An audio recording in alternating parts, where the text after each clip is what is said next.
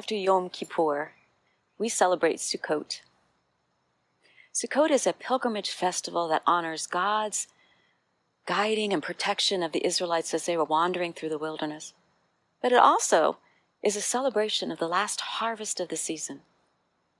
And Sukkot begins with the rising of the harvest moon. And here's a fun thing. This month, we'll have not one, but 2 harvest moons, because on the 31st, the hunter's moon will rise. And that is something we can be sure of. It's worth celebrating.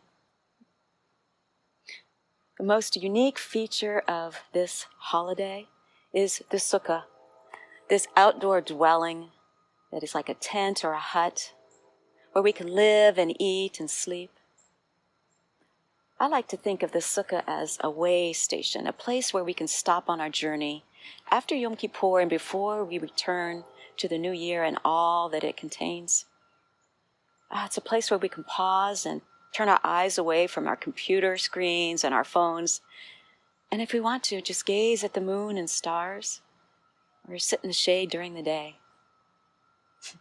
And it's a mitzvah, because in the Torah, God says, "You shall live in booths, Sukkot, for 7 days, all citizens of Israel, so that future generations will know that I made the Israelite people live in booths after I brought them out of the land of Egypt."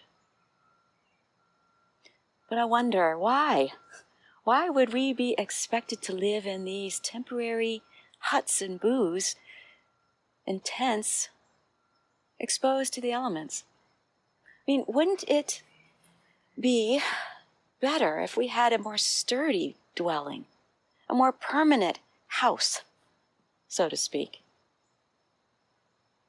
I think that would give a better feel for the protection that God provides now and the protection God provided for the Israelites as they were wandering. Temporary or permanent. The rabbis spend considerable amount of time in the Talmud debating over the conditions of what are necessary to deem a dwelling temporary or permanent.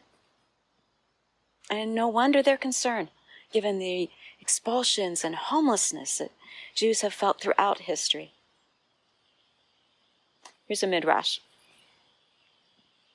Rabbi Gamliel and Rabbi Akiva were journeying together on Sukkot on a ship. Rabbi Akiva rose and built a sukkah on the deck of the ship. The next day, the wind rose and blew it away. Rabbi Gamliel said, "Akiva, where is your sukkah?" For you see, Rabbi Gamliel is of the opinion that a sukkah must be a permanent abode, and since a normal sea breeze it could not withstand, then it was nothing. But Rabbi Akiva is of the opinion that a sukkah must be a temporary abode, and since it can withstand a normal land breeze, then it is valid. So we know whose opinion prevailed, because here I am in my backyard, in my sukkah.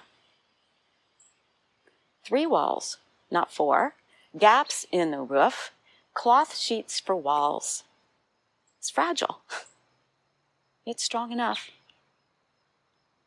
And this can serve as a reminder that our dwellings and our lives are precious, but often precarious and always impermanent, but that God's care and protection is enduring.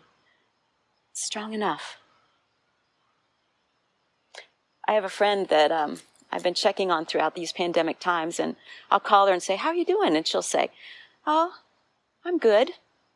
Enough. Yeah, I've been better, but right now, I'm good enough."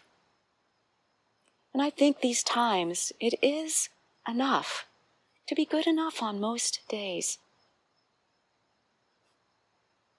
But if life is like a sukkah, strong enough to withstand a normal breeze, what can it mean when an ill-timed gust can bring us down like a house of cards, given a positive COVID test, or lost job, an eviction notice, or the death of a friend or loved one?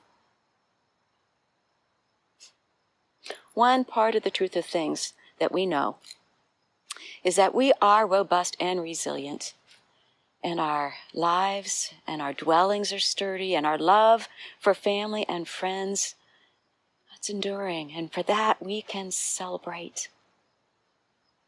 But another part of the truth of things is that we and our relationships and things, they can bruise or break and scatter and end, because fundamentally we know we are fragile. And yet, we are seeing that there is another part of the truth of things, that what may be an ill-timed gust for one is a hurricane for another, given unequal access to protection, to food, to adequate housing, to health care, all because of the color of one's skin or the amount in one's bank account.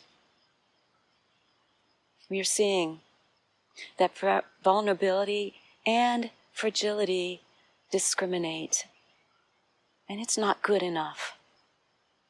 These hard pandemic times are exposing cracks and fissures and gaps that people are falling through.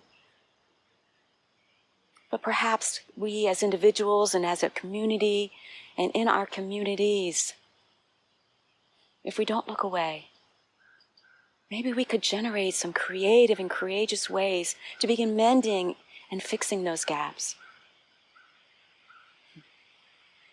It starts in our relationships.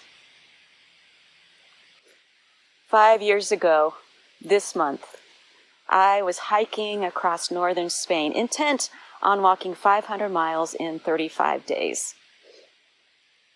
One morning, our little group rose early to make good time, counting on the moon to lighten our way, as it had the previous days. But we forgot to check, and there was no moon. And when day broke, we found that we had missed a turn at a signpost, and we were lost in the middle of an olive grove. And you know, all of those little irritations that can build up after being together 24/7 for weeks, well, under the stress, that just flared. And at every crossroad, at every path, when we had to determine whether we turn right or left, we argued, we pointed fingers, we accused, we blamed. All we knew is that we wanted to get away from each other. But there was no way to get away from each other because we were all equally lost. The end of a long day, late in the afternoon, we finally found a major road, and within a few miles, we hailed a cab. Later, we determined that we had wandered at least 20 miles. But we also decided that this day was going to count. Those 20 miles would count because getting lost together mattered. Because in the end, what we found is that we were no longer just traveling companions. We were family, born out of shared adversity and necessary cooperation. Now here's the thing about Sukkot. Here's what's a wonder and a challenge. The Torah says, "You shall rejoice. You shall have nothing but joy." It's a mitzvah, commanded joy. Nothing but joy? Oh, at times it feels almost impossible. But I wonder if we think about the mitzvah this way, that it's more about making room for joy, rather than negating sad or sorrowful feelings. If we were to prioritize joy, maybe it could look like this: seeing beauty with the same eyes that see sorrow, listening to bird song with the same ears that listen to the evening news, and touching the world with love with the same body that is ill or in pain. I know when the doors of Temple Adath Israel closed, I felt lost. Did you? But what I'm finding, and hopefully all of us are seeing, is that just because the doors closed because of the pandemic does not mean that we stop connecting and being creative and courageous I mean, we're meeting on Zoom for services and we're having classes on Zoom. We're calling and checking on one another. We're bringing gifts to the elderly. We're growing vegetables in the garden and giving them away to those who are hungry. We're volunteering to help those facing eviction. And we are speaking out about racial injustice and systemic racism and more. We are a community because we are connecting and we are here. And it is good.